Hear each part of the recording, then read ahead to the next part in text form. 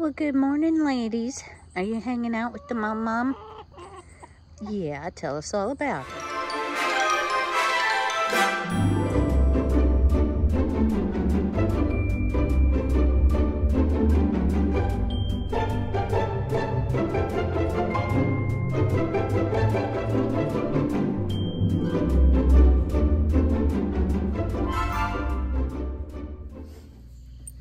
Well, good morning, YouTube friends and family. It is early here in October, and it is about 8:45 in the morning. We have been having some really foggy mornings here in Ohio, and y'all excuse my little bit of congestion. Welcome to fall allergy season.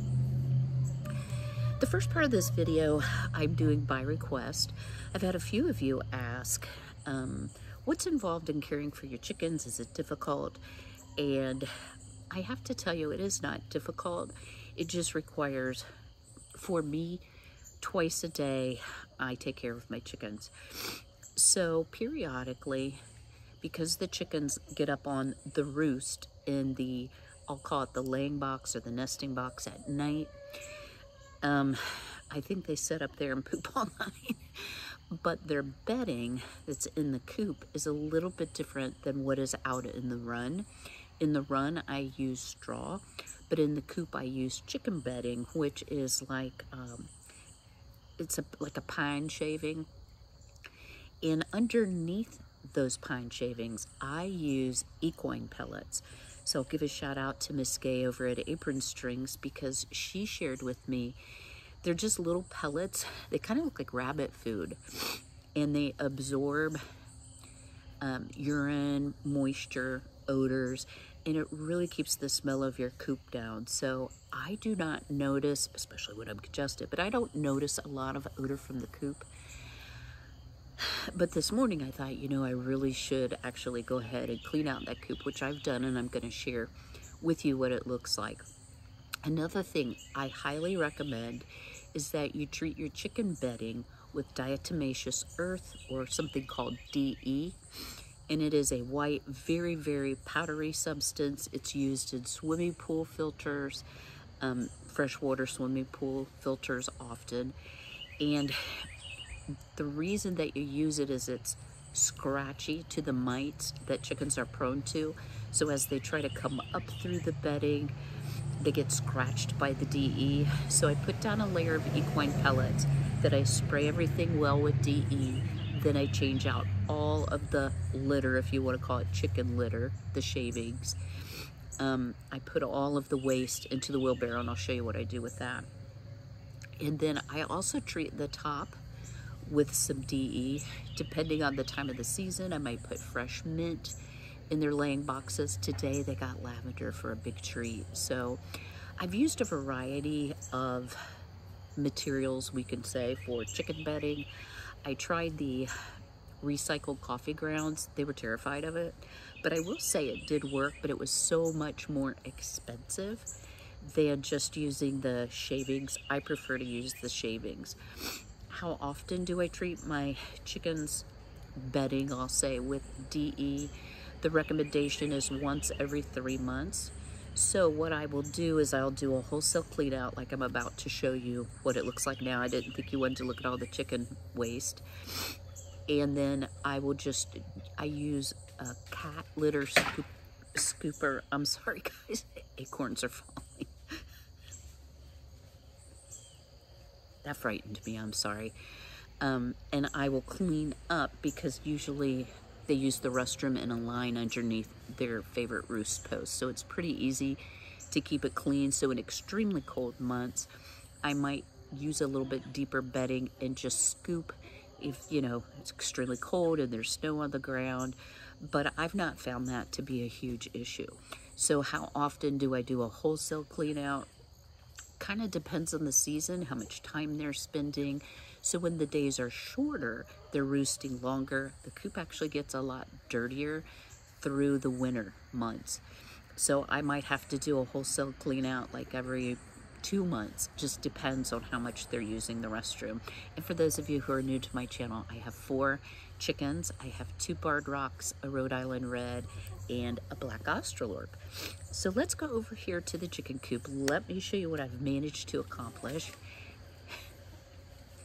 Y'all, I don't know if there's somebody over there or if that's just the squirrels playing. So hold tight. Let me go check on that. Show the people your coop? Huh? Should we show? Hong Kong? Okay. So my coop is, I built it last year. My chickens I got at about 9 months. They were pullets, so they were fully laying. And as you see, there is a lot of deteriorated straw, you know, that's more this color. And then I have some fresh that I'll be mucking this out and putting it in. Now Miss Violet says, I gotta go see what's going on. So my coop has the optional ability to close the window and hook it. I don't know if I can do this with one hand. Miss Nosy Posy. So doesn't this look gorgeous, guys? So I have 4 laying boxes across the back. Underneath, I have plexiglass so it doesn't deteriorate the wood. This is an equine pellet or part of one. So they just look like little compressed pieces of cardboard, but it makes a huge difference. And you can't even see the DE that's in here. It's white, but it's hard to see. So I'm gonna back away and let Miss Violet lay, and then I'll show you what I do with all of the used bedding. Stay tuned. All right, yeah. So I just dump the used bedding, which is wood shavings type. You know, it's gonna disintegrate over the winter, and then I will turn it in the spring. It gives me a little bit of a ground cover, if you will, for the soil to minimize erosion and also the nutrients being washed through the soil. I had enough to do some of this bed as well. We'll finish it out with the straw from the coop. I want to show you all how gorgeous, and they're on the wane, but these are the prettiest zinnias I have literally ever grown. I got these from seed, and this is going to produce a big seed head, but they are just huge and beautiful. And a lot of different styles on how they bloom. I love the look of this, but for sure they are gorgeous. So I'm saving all the seed I can for next year. And y'all won't believe this, even though we've done our final September garden tour. Look here, I have all sorts of blooms on the jalapenos. Now, we're less than 3 weeks from our first frost date. And guys, tons of California Wonder Peppers. They're not quite ready. They're getting close. Almost. They'll turn more yellow. So these, the blooms probably won't make anything, but I'm just going to leave it because I'm still getting some pretty sizable jalapenos. And these are Brad's Atomic Jalapenos. Sadly, guys, my sunflowers are starting to bow their heads. And I'm hoping, especially this one, this one's got to be at least 10 feet tall. I'm hoping to save the seed, but you can see the stalks are starting to wane a little bit. The leaves are turning brown at the bottom. So, oh, and look, we even got a little tiny. I'm going to enjoy them as long as they're here. I just planted those in July. My squash, loofah, I'm sorry. As you see, I'm starting to get a lot of yellowing. I don't know if the camera's going to pick that up, but they are starting to deteriorate. And y'all, you got to kind of fight it to get around the corner here.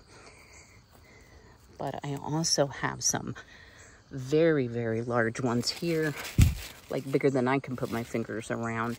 This one's definitely yellow, so got a bunch over there, a new one right there, and continuing to bloom. So another issue that I find with chickens is they love to scratch, and they will fluff up and dig up the dirt to the point where by design I have my run and my coop doors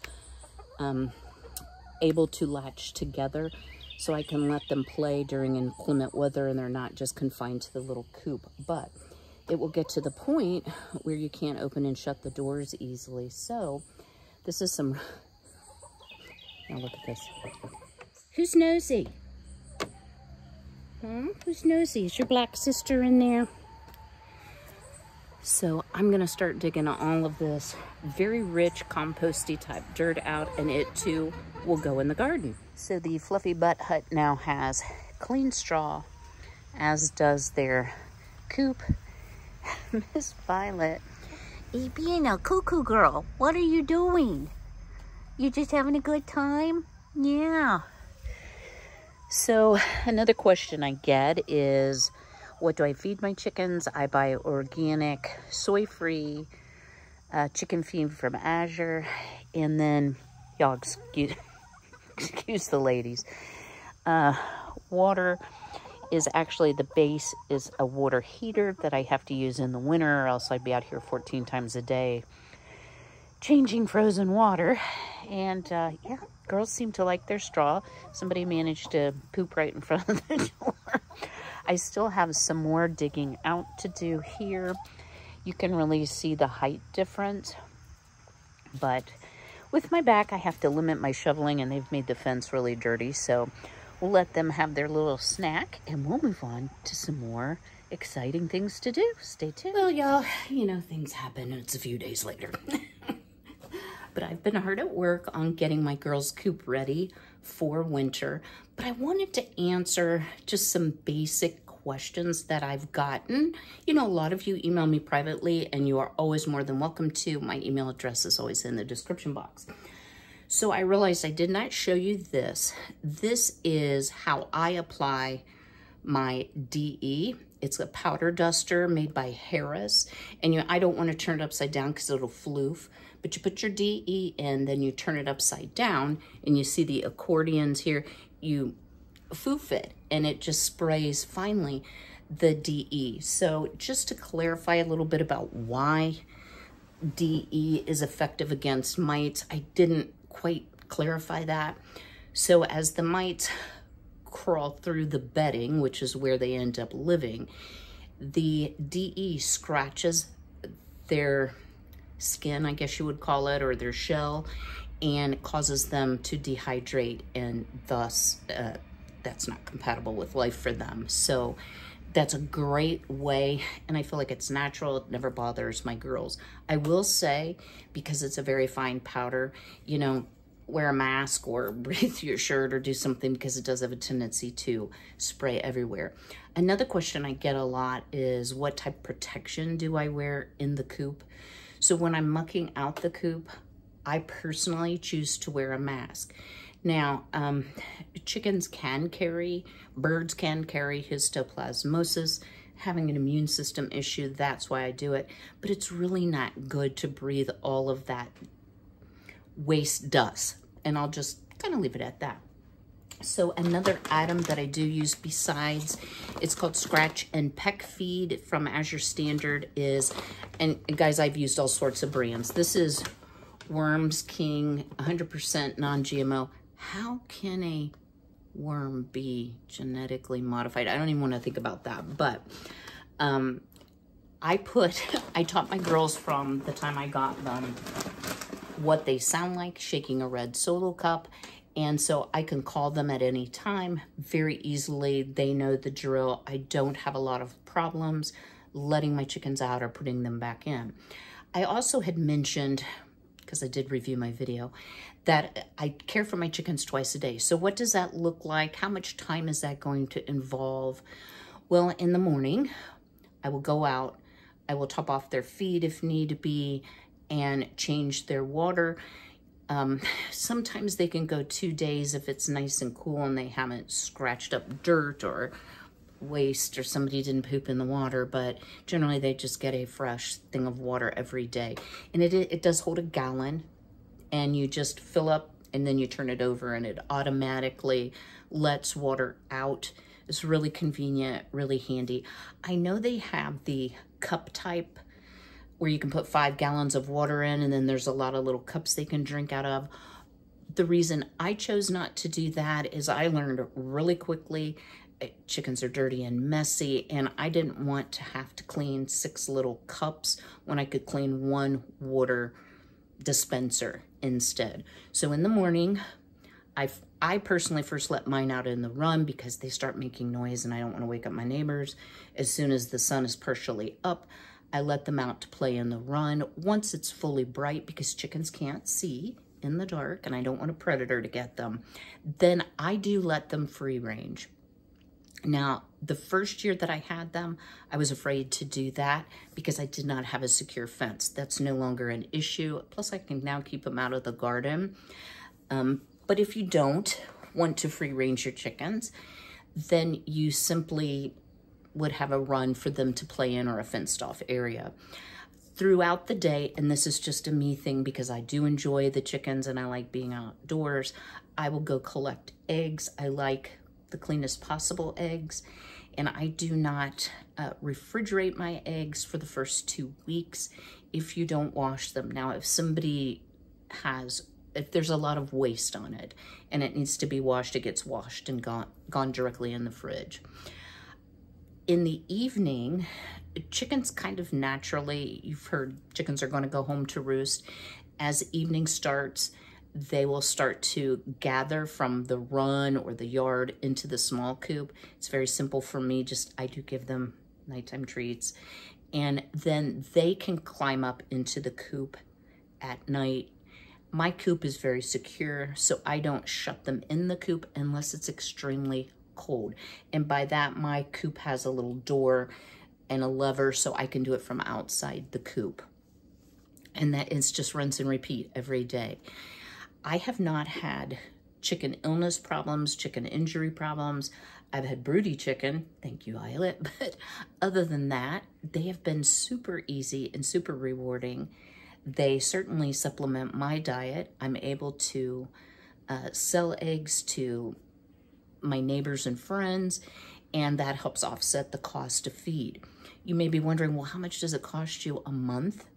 Well, I use my Azure standard drop coordinator credit towards their feed. Feed has gotten pretty expensive. It's about $40 a bag for 40 pounds, and that will last them just over a month. So factoring in like bedding, etc., I'm going to say that it costs me about $40 a month. Now you may be like, well, then you're not saving money. What I haven't shared is I offset that also by selling my eggs. So to me, it's the price of having a pet. I have a cat. I have to buy cat litter and cat food and treats and those type of things as well. So I very much enjoy it. If I had a lot more chickens, it might be easier to break even, but I'm only interested in having 4, maybe 6.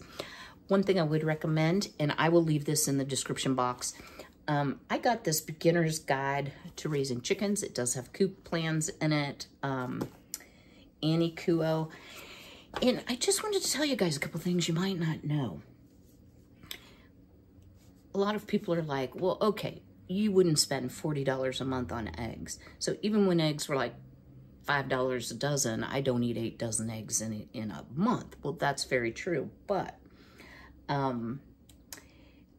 here's what a lot of people don't know. A study conducted for the USDA found that the majority of egg producers also have on-site processing plants. Most eggs make it to the packing facility at 4 days old, while a percentage take up to 15 days and some up to 20 days. The majority of eggs are processed from 1 to 6 days, while some take up to 20 days. Grocery stores have 30 days beyond the packing date stamped on the carton to sell the eggs. There's no mention of how long it took to ship. So I have seen that the average store egg that you are buying, all those beautiful washed white eggs that you can get, are about 2 months old when you get them. So huge advantage. And y'all, I was like, an egg is an egg. Oh no. Oh no, an egg is not an egg. Farm eggs to me, and I call them farm eggs, homegrown eggs, taste completely different. They have less cholesterol. They have about 1/3 less cholesterol. Maybe that's why my cholesterol went down. 10% less fat, 1/4 less saturated fat, 2/3 more vitamin A, 2 times more omega-3 fatty acids, 3 times more vitamin E and 7 times more beta carotene.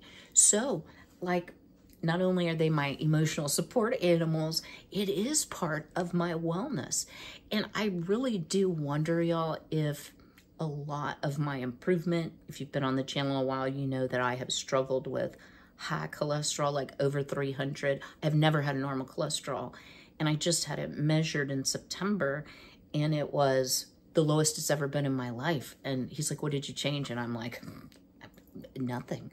Well, you know what? That gave me a year of eating fresh farm eggs instead of store eggs. So I do think there's something to it. I think it has definitely improved my life. So not only do I get the joy, the health benefits, the eggs, a little revenue to offset my hobby of having chickens, I get free fertilizer, and it's also a way for me to have less to compost, and I can just turn it into eggs instead. So to me, there's every reason in the world to have chickens.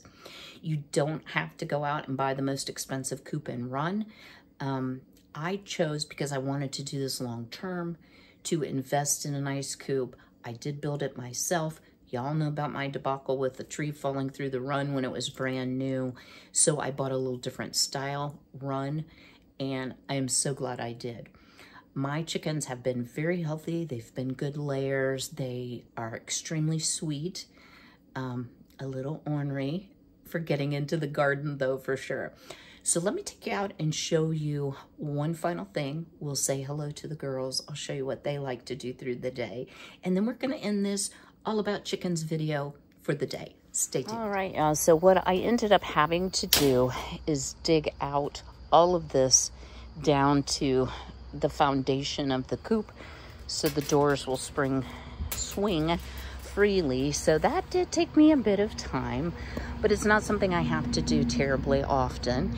And I also do have a tarp here over the back half of the coop that probably will have to be replaced periodically, but it gives them a shelter out of the snow and rain so that they can have some dry straw to nose around in and dig in. They've been working on a pumpkin here.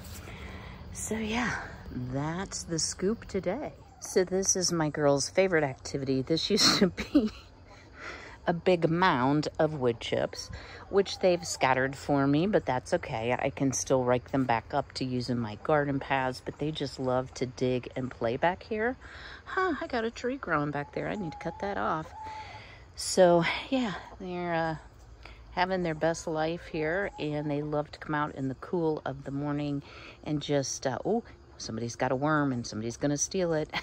Have a little chicken drama this morning. Well, I'm by no means a chicken expert, but I do feel like I've come up with a system that works pretty well for me. If you have questions that I can answer, please don't hesitate to drop them below. Do me a big favor, go ahead and smash that like button.